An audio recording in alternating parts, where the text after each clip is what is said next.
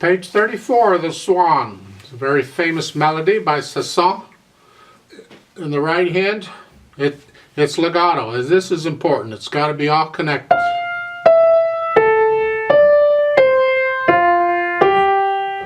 All connected. Now this arrangement is written in 3/4 time in the key of F major. It's got one flat. And count it very carefully. Most of the time the counting is okay, but you got eighth notes. 1 and 2 and 3 and. Look at the third measure, the first line there. It's 1 and 2 and 3 and 4. And so on the end of 3, the and, do that. And then the second line, 1 and 2 and 3 and 1 and 2 and 3. Follow their fingering, it's okay, and you're going to get a little louder as you do this. Go up, and then on the third line, come back down. Come back down to soft.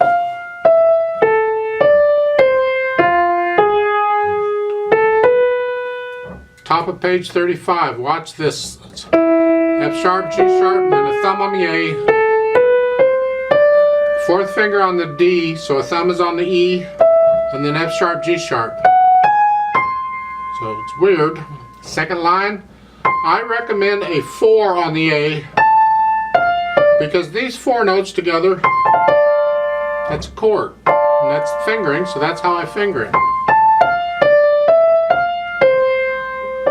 Your hands move around a little bit. Now on the third line you have a choice. You can finger it their way, is fine, here, or you could finger it 5, 4, 2, 1, because that's a chord. That's fingering 4. Just make sure you get your thumb, in this case on the D, because you want the third finger on the E flat. That's what you're after. That's what needs to be there, because that sets you up for what's coming. Then on the last line, here, don't forget the B flat. But for the last 2 eighth notes, I recommend a 3/4 here. So again, the fingering for the first 2 measures is here. 1, 2, 3, and 1, 2. And so you can do here, and then a 2/5, and then a 1/5, just like they're showing. That's fine. In the left hand, it's just eighth notes. Quiet, smooth, legato, connected eighth notes. And again, I'm just transferring weight. I'm just rolling, or rotating from finger to finger.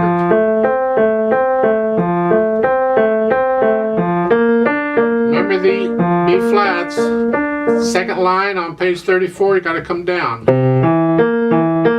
And then on the last 2 measures, second line, look out, because it's D, C. It's important. Last 2 measures of the page, you're down here, B natural, and then G sharp, etc. Now that's the trickiest part. You have a few naturals and accidentals stuck in there, but you can read those as well as I can, I'm sure. So the left hand's pretty straightforward. Just keep it soft, because we want to hear the right hand. Because the right hand's soft to start with.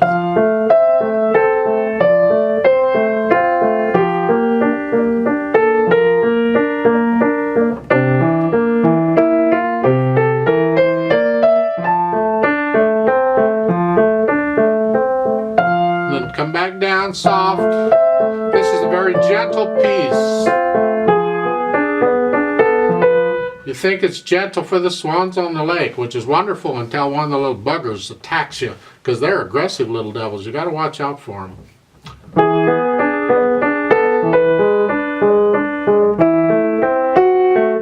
Now, top of page 35, look out on this rhythm. It's not 1 and 2 and 3 and 1 and 2 and. Page 35, second line. Now you're a little louder.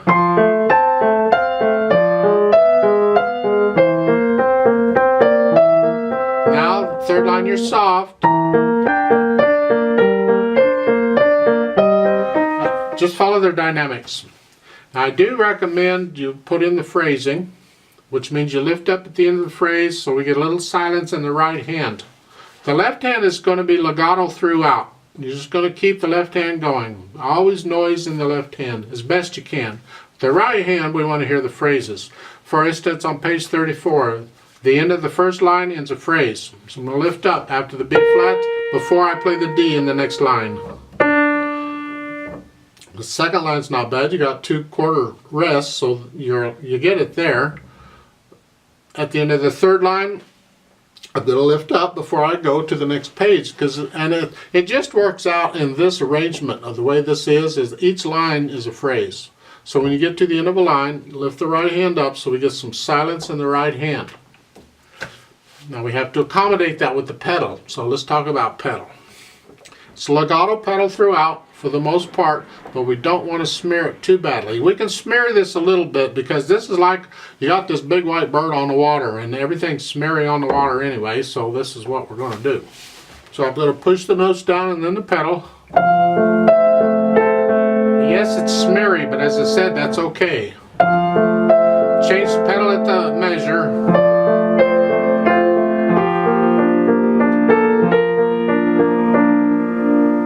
Here I'm going to lift the pedal with the right hand so I get my silence I'm after. So it works out that both hands are going to lift here, so you're going to get silence completely because you got to go from here in the right hand to here, and so you're going to get some silence there. The last measure of the first line. Now I'm not pedaling the second measure.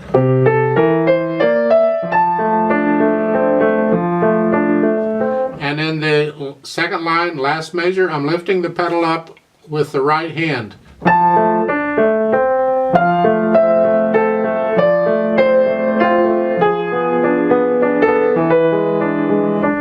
Again, I'm lifting the pedal up with the right hand.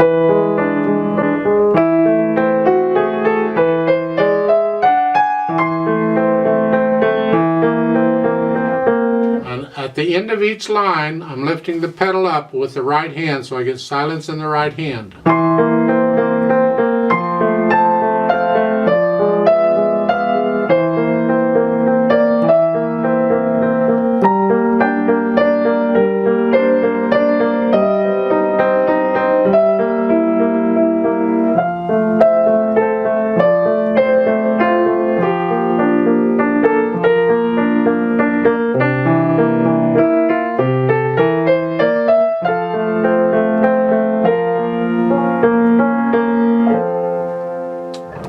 Minor things on dynamics.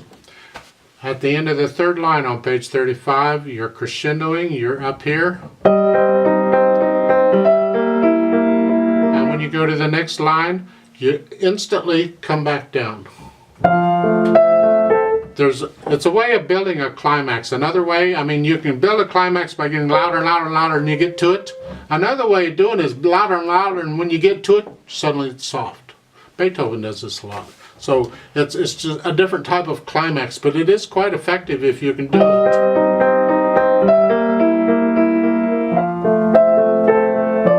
And then at the end, the last line, you're going to crescendo up, and then die away, and then pedal and the hands come up at the same time at 3 beats.